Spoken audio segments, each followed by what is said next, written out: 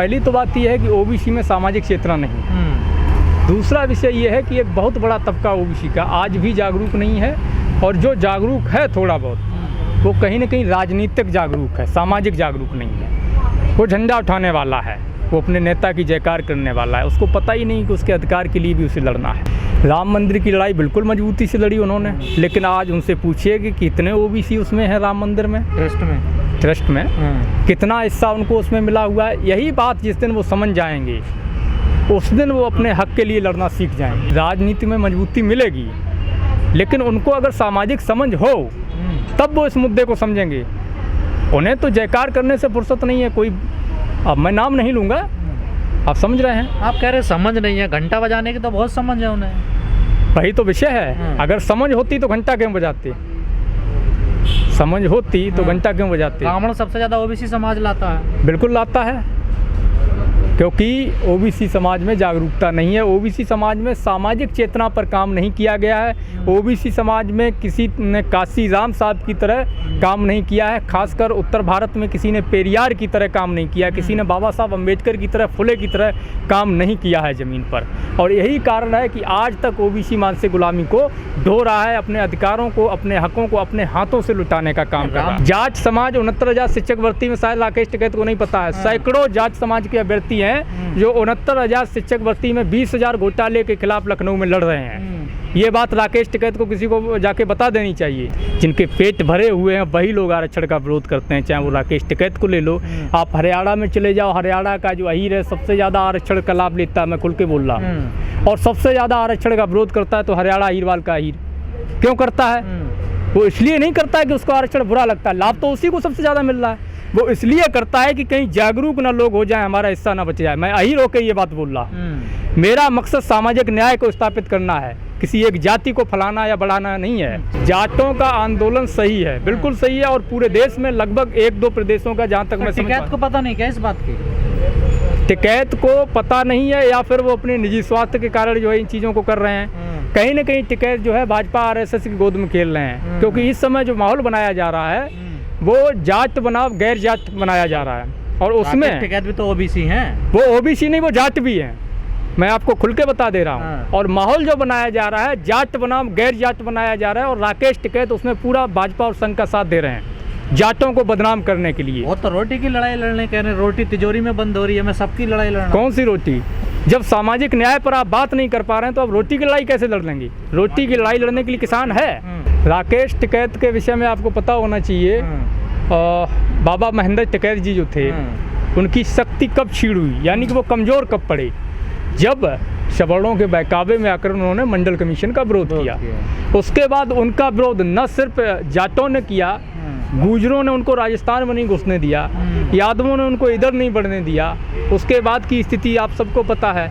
आज राकेश टिकैत जी थोड़ा सा उनको समाज से सपोर्ट मिल गया, उनके जो आंसू को देख करके, उसके बाद वो भी उसी रास्ते पे जा रहे हैं। वो चाह रहे हैं कि उनके कहने से या उनके विरोध कर देने से वो समझ रहे हैं कि अगर जो समाज है वो ये इस बात को मान जाएगा कि रिजर्वेशन खत्म हो जाना चाहिए।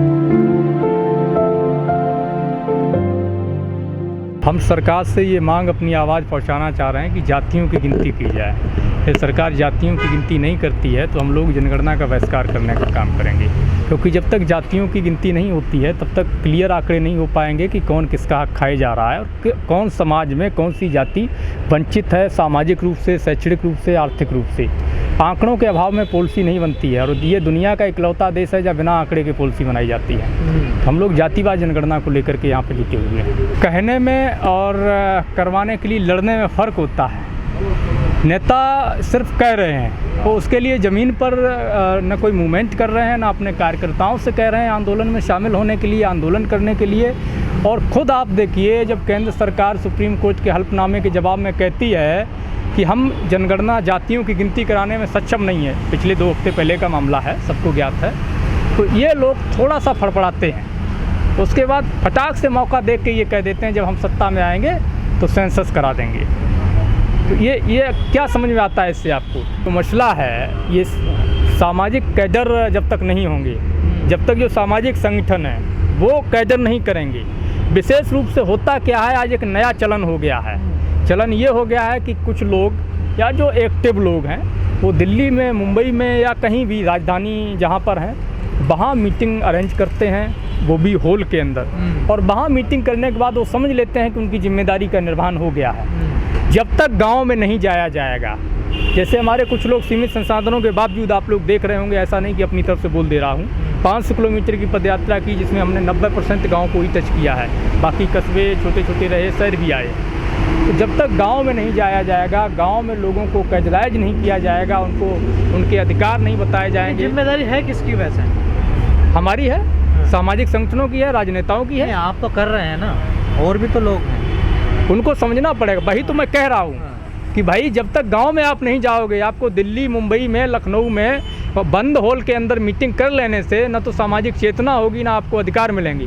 अगर यही काम मानवर काशीराम साहब करते, वो सड़कों पे ना निकलते, गांव-गांव ना जाते, यही काम मुलायम सिंह करते, यही काम लालू जी करते, यही काम बाबा साहब ने किया होता कि घर में बैठ के ही सब कुछ करना है, यही काम जगदेव प्रसाद कुशवाहा जी ने किया होता, कर्पूरी ठाकुर साहब ने किया होता, तो क्या बदलाव आता? क्या वो एक मिशन खड़ा कर पाते? कभी संभव नहीं था। ओबीसी के नेता जो हैं, सामाजिक नेता हों या राजनीतिक नेता हों, क्या केवल इस बात से हम पीछे हट जाएं कि आज हमारे साथ यहाँ कोई नहीं आया, अब मैं नहीं धरना करूँगा, मैं जातिवाद जनगणना की मांग नहीं करूँगा, क्या ये वाजिब होगा कि मैं पीछे हट जाऊँ? ये तो सही कदम नहीं होगा। हमारा सही कदम क्या होगा कि हम लगातार प्रयत्न करते रहें।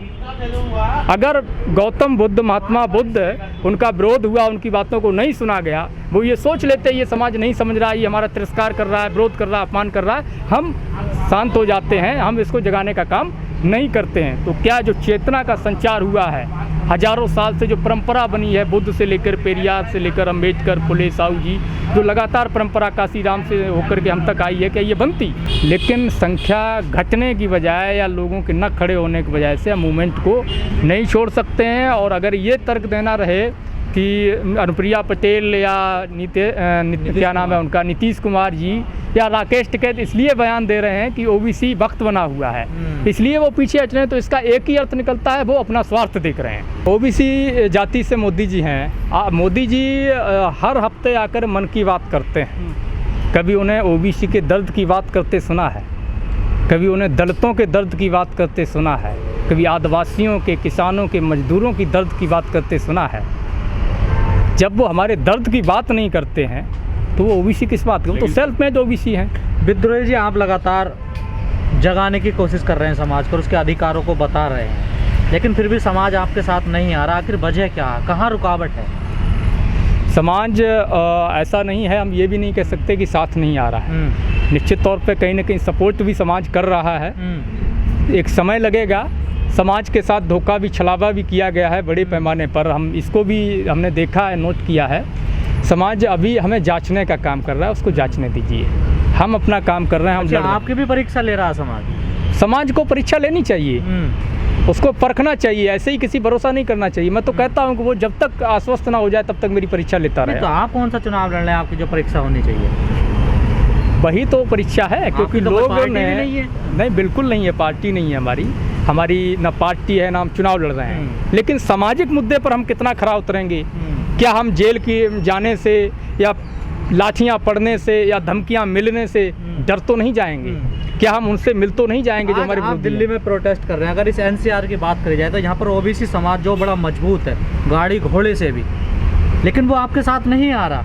अगर चाहे तो वो पूरी तकदीर बदल सकता है, इतने बड़े पैमाने पर काम कर सकता है, उसके पास हर सब कुछ है। दिल्ली में सबसे ज़्यादा आबादी ओबीसी की है।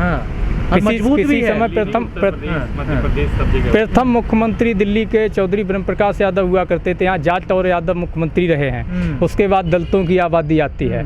आज मुख्यमंत्री कौन है? बनिया वर्ग से, केजरीवाल बनिया मुख्यमंत्री है। तो इससे क्या सिद्ध करते हैं? आपकी आबादी ज़्यादा है, मजबूत है। जब वो जागरूक नहीं है तो उनकी आबादी ज़्यादा होने से या उनके पास 50 गाड़ियाँ होने से समाज को क्या फ़ायदा है? नहीं, एनसीआर का अगर जागरूक नहीं है, जहाँ सारे संसाधन है और सारी क्रीम रहती है, तो फिर पिछड़े एरिया से कैसे उम्मीद करेंगे आप, जो दूर दराज के एरिया हैं? देखिए, आंदोलन जब भी खड़े हुए हैं, लड़ाई जब भी लड़ी है, उन्होंने ही लड़ी है जिनके पेट में भूख है।